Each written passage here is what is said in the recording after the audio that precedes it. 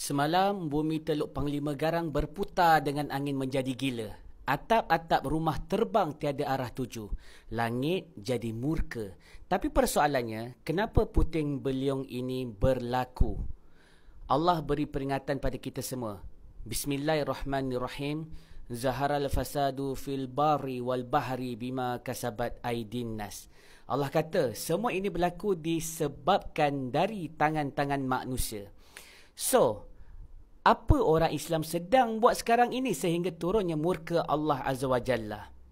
Jadi, sebelum aku teruskan lagi, marilah bersilaturahim dengan aku dengan korang follow akaun ini dan aktifkan ke-5 butang di sebelah kanan anda. Assalamualaikum.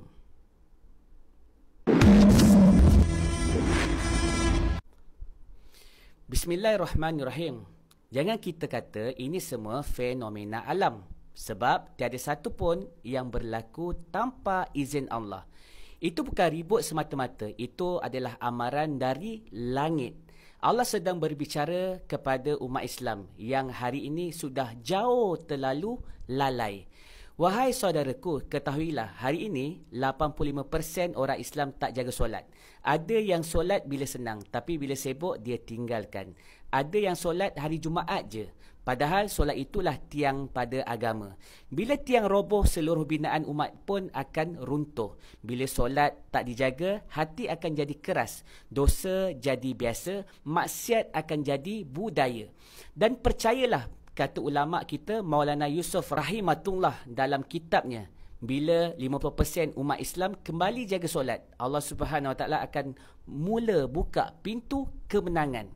Dari segi ekonomi Islam akan naik, sistem riba akan jatuh dan Islam akan mula memerintah dunia. Kerana solat bukan sekadar rukuk dan sujud, tapi tanda ketaatan secara total kepada Allah Azza wa Jalla. Tapi sayangnya, lihatlah pada hari ini, ada yang solat, dahlah solat tu bilangannya sedikit.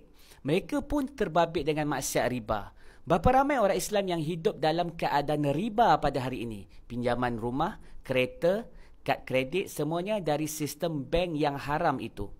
Kita kata Islamic banking, tapi sistemnya masih berpaksikan riba yang sama. Sebab semua bank di atas muka bumi ini hak milik Rothschild. So, mana Islamic banknya? Allah telah berfirman, barang siapa tidak meninggalkan riba, maka bersedialah untuk diperangi oleh Allah dan Rasulnya.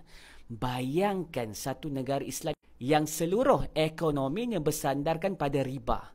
Bererti kita semua sedang berperang dengan Allah. Maka jangan hairanlah bila Allah turunkan angin yang meranapkan rumah, ribut yang meruntuhkan bangunan sebab kita sendiri yang mencabar kekuasaan Allah Azza wa Jalla. Wahai umat Islam, dengarlah baik-baik. Selagi kita tak jaga solat, selagi kita hidup dengan riba, selagi itu umat Islam akan terus binasa dan ditindas.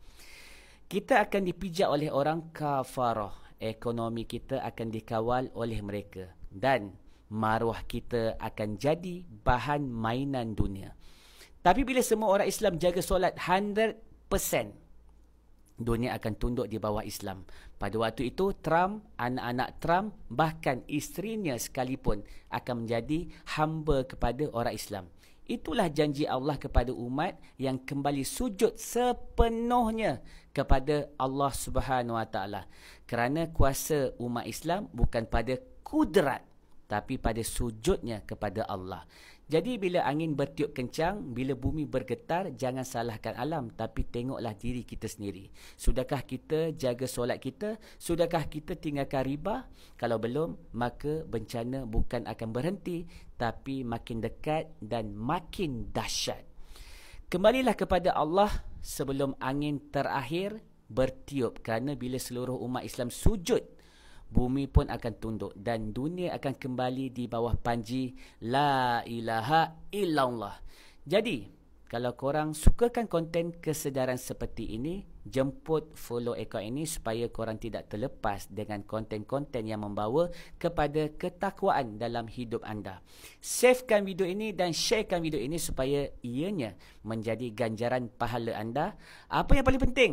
La ilaha illallah Muhammadur Rasulullah. Ini baru betul.